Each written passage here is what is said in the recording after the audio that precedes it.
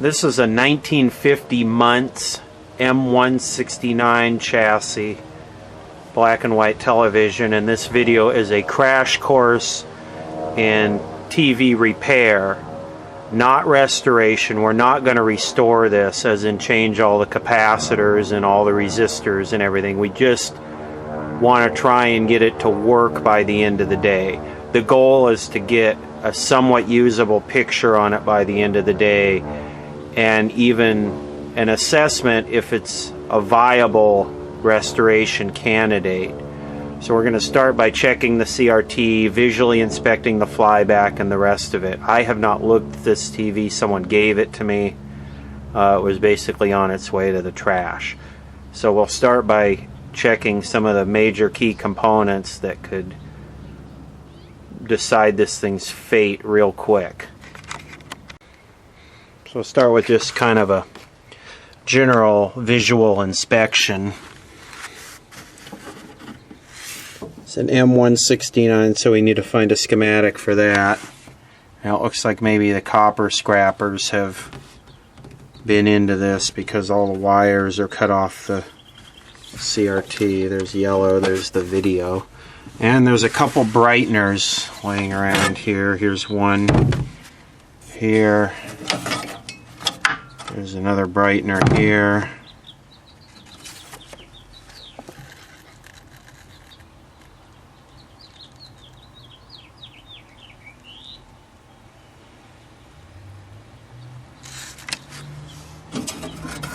High voltage cage, it's also open, which may or may not be a good sign. There's something missing here. I don't know if that's a plug or a tube. Looks like it's a tube. So the first thing we need to do is check the CRT and see if this thing is even worth going one step further. After letting the CRT warm up for about 5 minutes, this is what we have, which is no surprise with the brighteners in here. If I was going to purchase a set and I saw a brightener on it, it would probably scare me away. Usually that's an indication that you're buying someone else's turd. But this should produce a somewhat usable picture. It'll probably be kind of cloudy. The faces will cloud out, but we should still be able to get enough out of this to get the chassis working. So the next step is we'll pull the chassis out and inspect underneath and see what's missing and pull a schematic. So here's the tuner, the IF and audio. And over here is the high voltage, and this should be the 5U4. Muntz was well known for making the most minimal set possible. He would delete every component he possibly could. So this is going to be a little bit different in that it's a totally minimal set.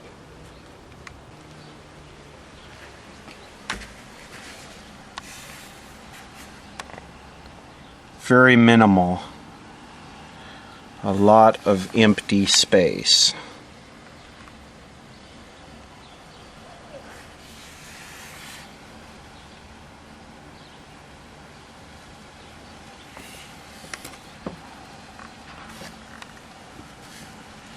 So this is the audio output. I'm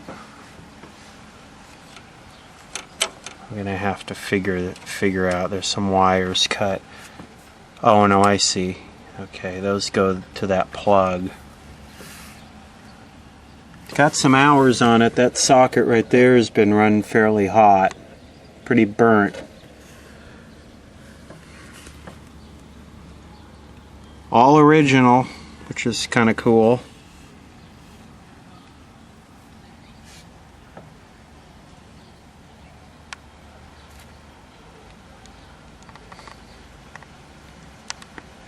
This guy was so cheap he only used half resistors with one stripe on them. This must be the detector diode. It's not even shielded or anything. All the IF coils are just, this is an IF coil, this is an IF coil. They're just all hanging out in midair under the chassis. So the first thing we're going to do is try and fix the CRT wiring and find the missing tubes, and we'll power it up and see what it does. These little pins just kind of pull out, and I just pulled them out with a set of dikes. They just kind of twist out. What we're going to do is Chris is going to solder new wires here. We're going to actually use the appropriate colors because black and brown are filament, and yellow is video, and I forget what green. One of them's blanking and the other one's focus or screen or plate or something. But they're standardized, so we're going to install new wires on this, and then we'll plug it in, get the tubes going. So while he's doing this, I will find the schematic and the tubes. Okay, this is Chris reporting in here. We've resoldered new wires onto the CRT socket, brought them down in here to the chassis and soldered them to various points within the chassis in order to get the CRT hooked back up. One of the things I like to do, the rectifier 5U4 is here, and here's the DC positive voltage coming out to the filter cap. I like to just check for any obvious shorts. This won't find every failure with a capacitor, but it's wide open at 40K, so I'm not too worried about something shorting out. We're going to bring it up slowly on a variac next and see what happens. Okay, here we go. Power switch is on. Go for it. We're monitoring the voltage output from the rectifier. Oh, you know what? I brought that thing out here to monitor the cathode current. Where'd that go? Okay, this is just a 6.3 volt 250 milliamp bulb in series with the horizontal output cathode. And this set does not use a horizontal oscillator circuit. It's simply a feedback loop. That's the whole circuit right there, and it gets this pulse right here into that 0.001. It comes off the damper, so there's not much to this, so I'm afraid, you know, this thing might not start oscillating when you bring it up on the variac, so go for it. We're also monitoring the voltage output of the rectifier. It's 20. You're going to have to get up, you know, around 50, 8, yeah. Go up around 80 or so.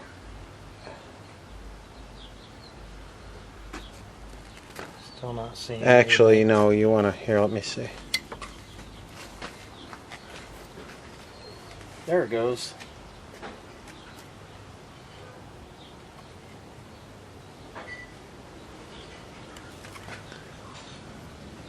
So that's 200 volts? Mm-hmm. Nothing, no cathode, or no plate current. It's starting to drop now. Ooh, hear it squealing? Okay.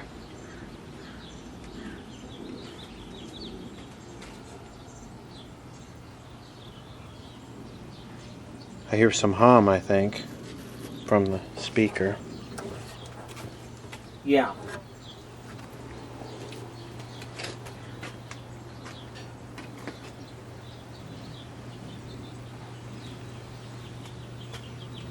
What was the B plus supposed to be on this thing? 380.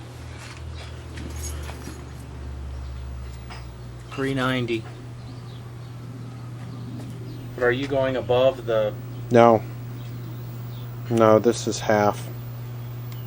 There's 380, and we're starting to develop some... Yeah, your bulb's lighting up.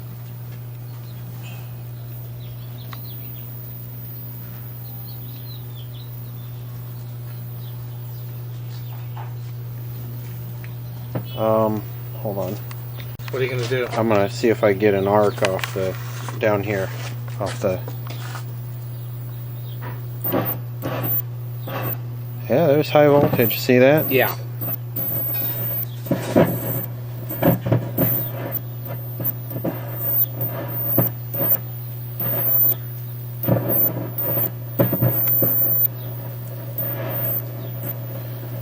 So we got high voltage.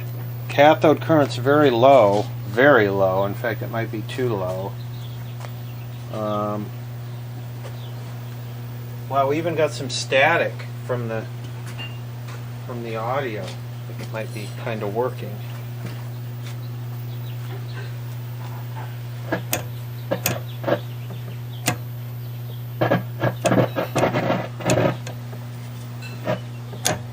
Let's flip it up and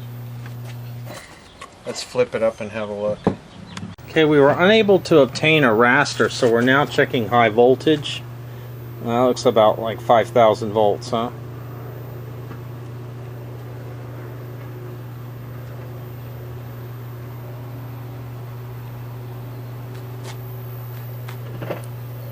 Like I said, the cathode current looks really low to me. What do they want it at? 16? Okay, we're checking the high voltage again. We replaced the horizontal output tube, and it's still about the same. Oh, I wasn't rolling. Now you are? Yeah.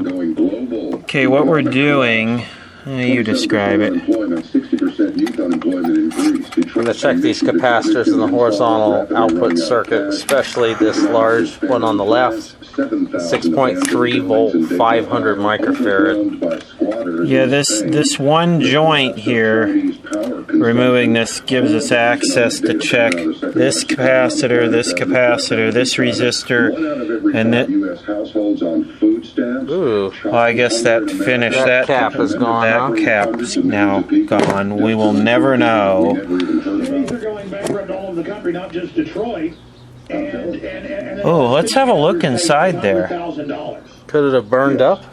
You know, Alex, I think what we should do is invoke that old radio bumper from back. One person can pull, like you alluded to. So it actually. 15 people, 10 or 15 of their friends into it. People thought that I was. There it is, fell on the transformer. This is actually mica. Or mylar or something. If you look at that, that's not paper. They're saying, you know, what you said actually came. All right, cut it. I said, oh yes, and there's another like that. They just want the power. Okay, this is the screen bypass, and it's extremely leaky. So we're probably going to change that. This, what was this one? 0.1 is from the width to B+. Yeah. This one's leaky, so we're going to try and stick something else in there. This one broke apart, so they're kind of all going to get changed just accidentally. So let's do that. If the screen voltage was low, it would cause low high voltage. So let's stick something in here and see what happens. Okay, so I replaced that one that broke with a disc that was the right value, and this is the 0.2 screen filter. Here's the old one. I just tacked it in there, and I need to find one of these, so we're gonna power it up and see if the high voltage is any different. All right, well, we've tested all the resistors and substituted the capacitors in the horizontal section, and we cannot seem to get the high voltage to come up, so I'm kind of at a loss right now. I can hear the vertical deflection working, and it seems like the front end is working because we're getting like FM stations. So maybe we could take it into a dark area and just see if maybe, you know, a totally dark room. Go ahead. Yeah, we're noticing when we adjust the brightness that it adjusts the high voltage load. We still don't have enough high voltage, so what we're going to try is moving this thing right here, the ion trap, around and see if we can get anything. Because it seems like it's, oh, look at that. There we go. Wow. Okay, not a lot of vertical, but... Well, we cleaned all the pots, so we rotated everything, kind of. It is the only one that does it, and there you go. We have it discounted at 10% off with promo code WATER. This is the only system that in one unit helps reduce or remove pesticides, herbicides, chloramines, ammonia, and chlorine, hydrofluorosilicic acid, the most common form of fluoride not covered. Wow, needs capacitors. The vertical circuit is very, very sensitive to bad capacitors. But that's amazingly bright for 9 kilovolts. Let's hook a signal up to it. Pause that. And we'll... That's actually really cool looking.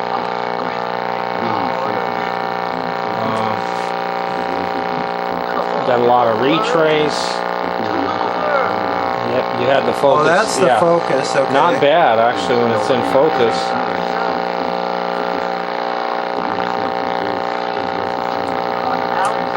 Wow, that's actually pretty clear. There you go. This set does not have a fine tuning that we can find. Let me get on this side.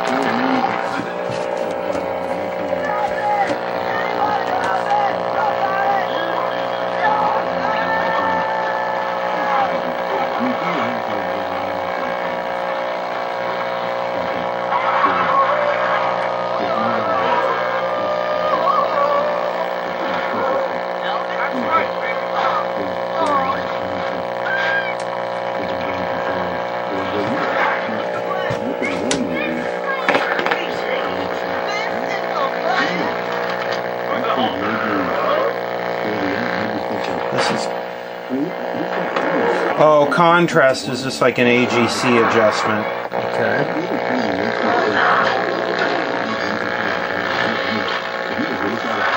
Yeah, but where's the fine tuning? There is no fine tuning here. What about that hole adjacent to the channel selector?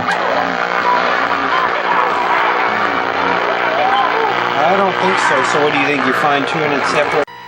I think we can call this video finished. The point of this was just to verify that there was enough good parts here, you know, to work with. The CRT is good, obviously. The flyback's good. The power transformer's good.